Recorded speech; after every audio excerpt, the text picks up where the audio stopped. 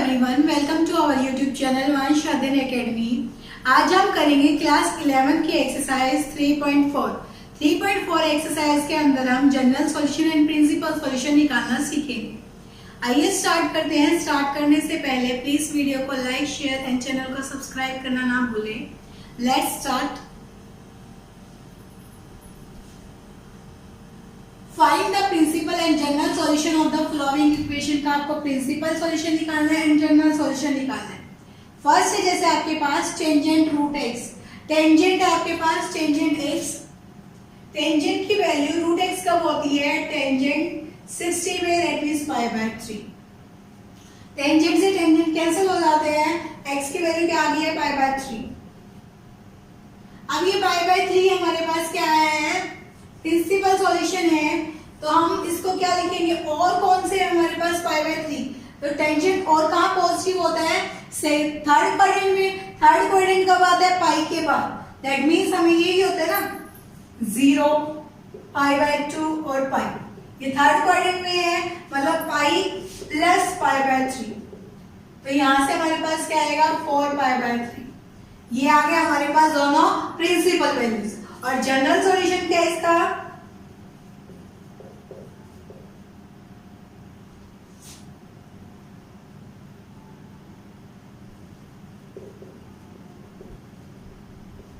वो है n pi plus में π/3, क्योंकि हमारे पास यहाँ पे पाई के बाद यहाँ से राउंड कंप्लीट करके फिर यहाँ से क्वाड्रेंट में आते हैं, तो हमारे पास एक राउंड कंप्लीट होने के बाद फिर वही हमारे पास 2 पाई, 3 पाई, 4 पाई इस तरीके से चलता रहता है। तो हमारा जनरल सॉल्यूशन क्या है? क्योंकि देखिए फर्स्ट क्वाड्रेंट में सारे पॉजिटिव मतलब π/3 बना, सेकंड में हमारे पास ये नेगेटिव होता है, इसलिए हमारी नेगेटिव वैल्यू तो आ नहीं। पॉजिटिव वैल्यू थर्ड क्वाड्रेंट में पॉजिटिव होता है।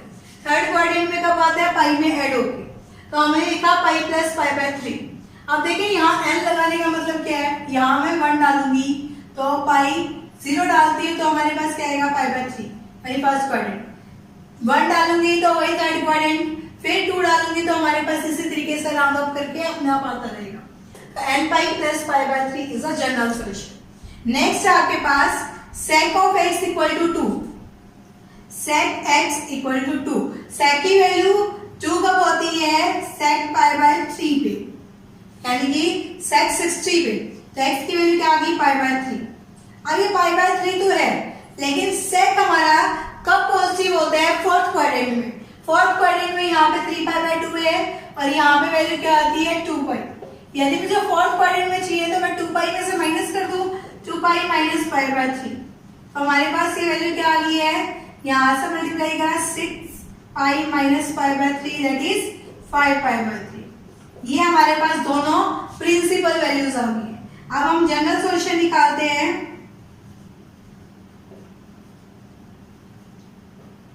जनरल सॉल्यूशन हम क्या लिखते हैं? 2 पाई n प्लस माइनस π/3। ये हमारा इसका जनरल सॉल्यूशन आ गया। एक बार दोबारा देखिए, हमारे पास प्रिंसिपल सॉल्यूशन हम उसको बोलते हैं जिस दो क्वाड्रेंट के अंदर हमारे पास वैल्यू पॉजिटिव होती है या नेगेटिव दे रखी है, नेगेटिव होती है। अब देखिए नॉर्मली है फर्स्ट क्वाड्रेंट में दोनों ही पॉजिटिव होते हैं, सारे ही पॉजिटिव होते हैं, तो फर्स्ट क्वाड्रेंट में तो वैल्यू हम ऐसे रखते हैं। लेकिन और एक और क्वाड्रेंट होता है जिसके अंदर वैल्यू पॉजिटिव है, वो देखेंगे। यदि हमें नेगेटिव वैल्यू देखनी है तो नेगेटिव वैल्यू वाले पे जाएंगे। तो हमारे पास इस तरीके से दो सॉल्यूशन आता है प्रिंसिपल सॉल्यूशन। जनरल सॉल्यूशन का मतलब होता है कि हमारे पास ये जनरली n की जगह 1, 2, 3 डालने से अपने आप वैल्यू वही आए जो हमारे पास प्रिंसिपल पे हमारा ये जनरल सॉल्यूशन कहलाता है। नेक्स्ट आपके पास cot x इक्वल टू -√3। आप देखिए cot की वैल्यू नेगेटिव कब होती है? एक तो सेकंड क्वाड्रेंट में नेगेटिव होती है और एक फोर्थ क्वाड्रेंट में नेगेटिव होती है। ये दोनों वैल्यू नेगेटिव होती है। पहले हम cot x देख लेते हैं। cot x minus cot of, cot की वैल्यू √3 कब देता है? वो π/6 पे।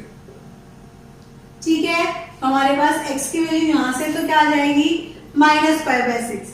लेकिन कौन से क्वाड्रेंट में नेगेटिव है? वो सेकेंड क्वाड्रेंट में।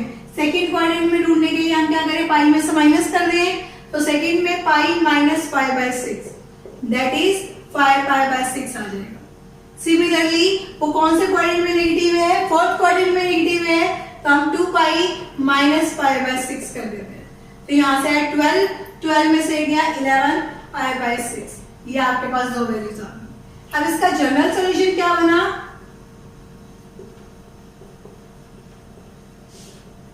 क्या बन गए हैं n पाई प्लस माइनस, क्योंकि देखिए हमारे पास ये 11 पाई बाय 6 कब आया, हमारी वैल्यू थी पाई बाय 6 लेकिन वो नेगेटिव थी, तो हमारी वैल्यू क्या है 5 पाई बाय 6। तो n पाई में 5 पाई बाय 6 ऐड कर दे या माइनस कर दे तो ये इसका जनरल सॉल्यूशन बन जाता है। नेक्स्ट है आपके पास cosecant x equal to minus of 2।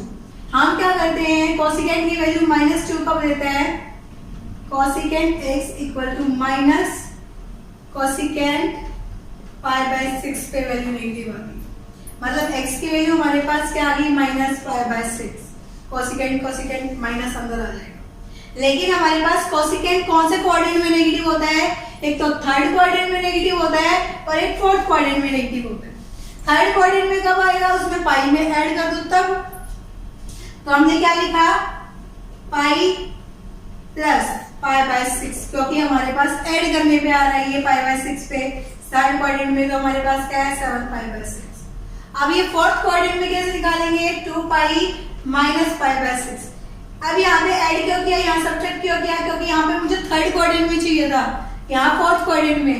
Third quadrant पाई से एक्स्ट्रा होता है तो पाई प्लस पाई बाय 6, और फोर्थ क्वाड्रेंट 2 पाई से छोटा होता है, पाई में पाई बाय 6 माइनस करा तो क्या आया 11 पाई बाय 6। ये हमारे पास नॉर्मली क्या आ गए हैं इसके प्रिंसिपल सॉल्यूशन। अब जनरल सॉल्यूशन हमारे पास क्या आता है, कोसिकेंट x इक्वल टू -2 है, साइन x की वैल्यू क्या आ जाएगी -1/2, साइन माइनस पाई बाय 6, ये इसका जनरल सॉल्यूशन बन गया कोसिकेंट x इक्वल टू -2 का। क्वेश्चन नंबर 5 है आपके पास, फाइंड द जनरल सॉल्यूशन। आपको जनरल सॉल्यूशन निकालना है cos 4x equal to cos of 2x का। हम cos 4x minus cos 2x कर देते हैं इक्वल टू 0। हमें इसका फॉर्मूला पता है 2 sin a plus b by 2 4 plus 2 6 6 by 2 is 3x, और sin a minus b by 2 यानी 4x minus 2x that is 2x by 2 that is x on equal to 0। 0 हो गया। अब 2 तो 0 होने से रहा, क्योंकि 0 बाई 2 आ जाएगा तो दैट इज 0 बन गया। अब देखिए sin of 3x equal to 0 होगा, ये sin of x equal to 0 होगा। sin x 0 होने का मतलब x की वैल्यू पाई होगी, क्योंकि पाई पे 0 होता है, और n पाई जितने भी पाई फंक्शन होते हैं सब पे ही 0 होते हैं। अब देखिए यहाँ पे हम कंपेयर करते हैं 3x equal to n pi आ जाएगा। अब हमारे पास x की वैल्यू यहाँ से क्या निकलेगी n पाई बाय 3, ये आपका जनरल सॉल्यूशन निकल गया। नेक्स्ट है आपके पास 6 क्वेश्चन, cos 3x प्लस में cos x minus cos 2x equal to 0। पहले इन दोनों के ऊपर रख देते हैं हम, हमारा फॉर्मूला क्या बनेगा 2 cos a plus b by 2 3 plus 1 4 by 2 that is 2x। एक माइनस में cos x आ जाएगा, minus of cos 2x equal to 0। हमने क्या किया, यहाँ से cos 2x कॉमन निकाला, क्या बचा 2 cos x minus of 1 equal to 0। ये टर्म 0 होती है, cos of 2x equal to 0 बनेगा, और एक 2 cos x minus 1 equal to 0 बनेगा। अब यहाँ से हमारे पास cos 2x की वैल्यू क्या आ जाती है, 0 कब होती है n पाई बाय 2 पे, एंड 2n प्लस 1 यानी जनरल सॉल्यूशन लिखते हैं तो हम 2n प्लस 1 पाई बाय 2, और यहाँ से x 2 मल्टीप्लाई में था अब डिवाइड में गया तो x equal to 2n plus 1 pi by 4 बन गया।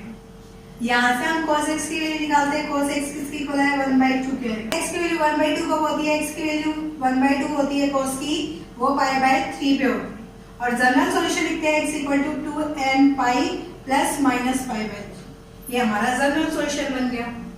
क्वेश्चन 7 आप लोग ट्राई करोगे। 8 क्वेश्चन है secant square 2x equal to 1 minus tangent 2x। Secant square को हम क्या लिखेंगे 1 plus tangent square of 2x equal to 1 minus tangent of 2x। 1 से 1 कैंसिल हो गया, टेंजेंट स्क्वायर 2x माइनस इधर आगे प्लस का बन गया tangent of 2x equal to 0। Tangent 2x common आ गया आपका, tangent 2x plus 1 equal to 0। एक तो टेंजेंट 2x इक्वल टू 0 आएगा, दूसरा tangent 2x equal to minus 1 आएगा। अब टेंजेंट 2x 0 कब होता है, tangent 2x equal to 0 n pi पे तो दैट मीन्स हमारे पास 2x equal to n pi आ गया। x की वैल्यू क्या आ गई है n पाई बाय 2। इस पर तो हम कंपेयर करेंगे तो आपके पास क्या आएगा tangent two x equal to minus tangent pi by 4। हम चेंज करते हैं इसको सेकंड क्वाड्रेंट में पाई में से माइनस करते हैं 2x की वैल्यू क्या आएगी 3 पाई बाय 4। लेकिन हम जनरल सॉल्यूशन लिख रहे हैं तो हमारे पास प्लस n पाई लिखा गया। x की वैल्यू क्या आएगी n पाई बाय 2 प्लस में 3 पाई बाय 8। ये दोनों आपके जनरल सॉल्यूशन निकल गए हैं। नंबर 9 था आपके पास sin x प्लस में sin 3x प्लस में sin 5x का जनरल सॉल्यूशन निकालना है आपको।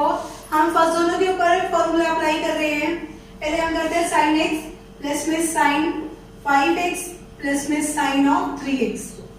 इन दोनों का फॉर्मूला है 2 sin, दोनों को ऐड किया 6x by 2 that is 3x और cos माइनस किया 5 minus x that is 4x by 2 that is 2x plus में sin of 3x। sin of 3x को हमने कॉमन निकाल दिया 2 cos of 2x plus 1 equal to 0 है हमारे पास। तो मतलब sin 3x इक्वल टू 0 आया और एक 2 cos 2x प्लस 1 यानी कि इक्वल टू माइनस 1 ये आया पाई में 2।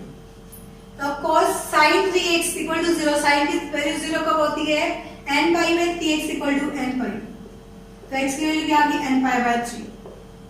सेकंड हमारे पास cos 2x equal to minus 1 by 2।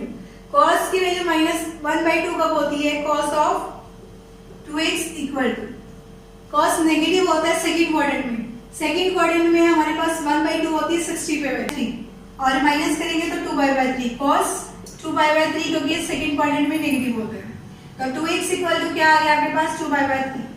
General formula करते हैं तो हमारे पास 2n pi plus minus this आता है। x की वैल्यू क्या है 2n पाई मतलब n पाई प्लस माइनस, तो 2 से 2 कैंसिल हो गया पाई बाय 3। ये इसका जनरल सॉल्यूशन हो गया। हमारी एक्सरसाइज 3.4 यहाँ कंप्लीट होती है। आपको इससे रिलेटेड कोई भी क्वेरी आप कमेंट करके पूछ सकते हैं। Thank you for watching this video. Please like share and subscribe the channel. Thank you very much. Have a good